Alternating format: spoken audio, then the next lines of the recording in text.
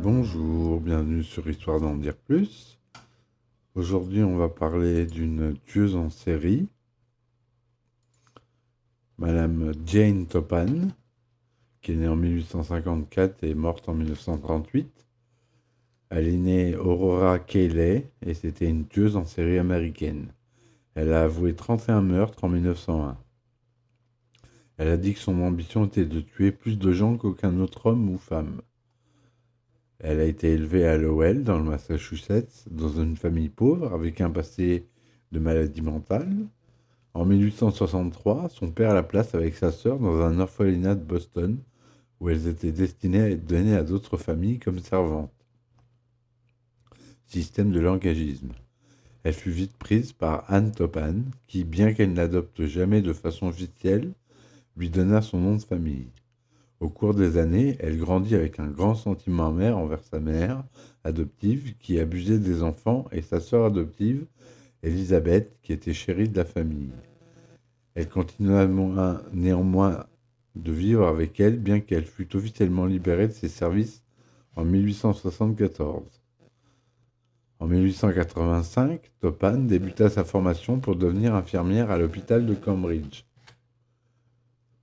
dans le Massachusetts. Durant ses années de résidence, elle utilisa des patients comme cobayes dans des expérimentations avec de la morphine ou de l'atropine. Elle changeait les dosages prescrits pour voir ce que cela faisait sur le système nerveux. Elle passait beaucoup de temps seule avec ses patients, leur faisant de faux diagrammes et les médicaments pour se faire passer pour la conscience ou à l'inconscience, et même se mettre au lit avec eux.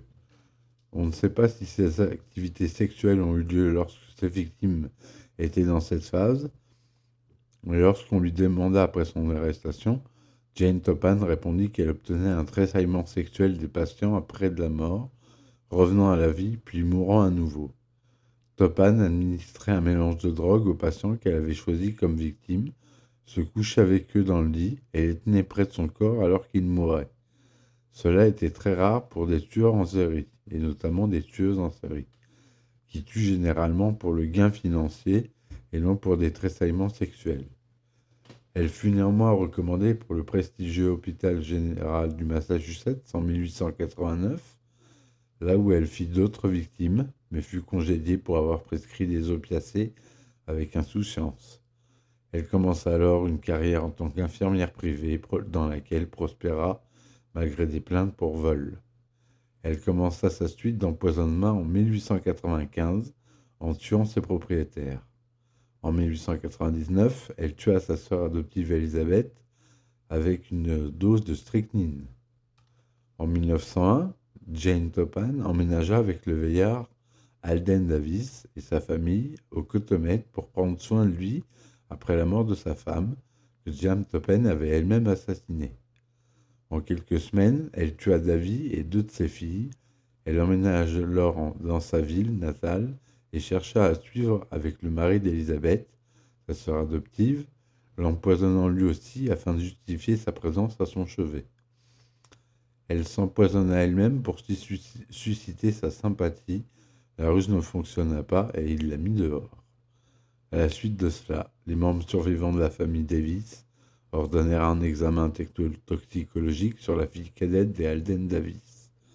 Le rapport mit en évidence qu'elle avait été empoisonnée. Ainsi, les autorités locales saisirent la police en vue de faire interpeller Jane Toppan, et le 26 octobre 1901, elle fut arrêtée pour meurtre. En 1902, elle avait avoué 11 meurtres. Le 23 juin, au tribunal du comté de Barnstable, elle fut jugée non coupable pour cause de folie et fut internée à vie à l'hôpital psychiatrique de Taunton jusqu'à sa mort le 29 octobre 1938. Peu après le procès, un journal de William Randolph Hearst, le New York Journal, publia ce qui était censé être la confession de Toppan à ses avocats où elle disait avoir tué plus de 31 personnes et qu'elle voulait que le jury la juge comme folle pour qu'elle puisse avoir une chance d'être libérée. Que cela était la vraie intention de Toppan ou non n'est pas connu, mais elle reste néanmoins à l'hôpital psychiatrique pour le restant de ses jours. Topan a librement inspiré le personnage de l'infirmière tueuse en série, Ada, dans la nouvelle L'Ange de la Mort de Linné Larsson, éditée aux éditions Ska en 2014. Comme Topan, Ada expérimente les effets de l'atropine et de l'adrénaline sur ses victimes. La psychologie de la perversité criminelle est ici explorée. Topan est souvent perçu comme ayant été l'inspiration pour l'incomparable Bessie Denker, un personnage dans le roman The Bad Seed de William Marsh, lequel Maxwell Anderson convertit en pièce de théâtre et film à succès. Comme Topan, Denker était une empoisonneuse en série qui commença à en tuer en bas âge. Dans le film indépendant American Nightmare en 2002, écrit et dirigé par John Keyes, l'actrice Debbie Rochon incarne une meurtrière nommée Jan Topan, qui arrive à tuer plusieurs personnages au cours du film de différentes manières. Son personnage est aussi employé en tant qu'infirmière, comme mentionné au début du film. Ce personnage fut inspiré par la vraie Jane Topan, mais sa méthodologie de meurtre diffère complètement et le film n'est pas une biographie. Donc voilà les meurtres de Madame Topan, qui est une des premières tueuses en série, qui a été connue.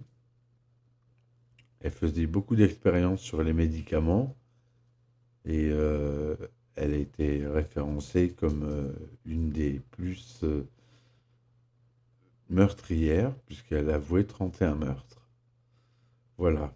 Donc je vous remercie de m'avoir écouté et tout de suite un prochain épisode sur la vie d'un autre tueur en série. Et ça sera même une tueuse en série. Merci. Allez, à tout de suite ou à bientôt. Ciao.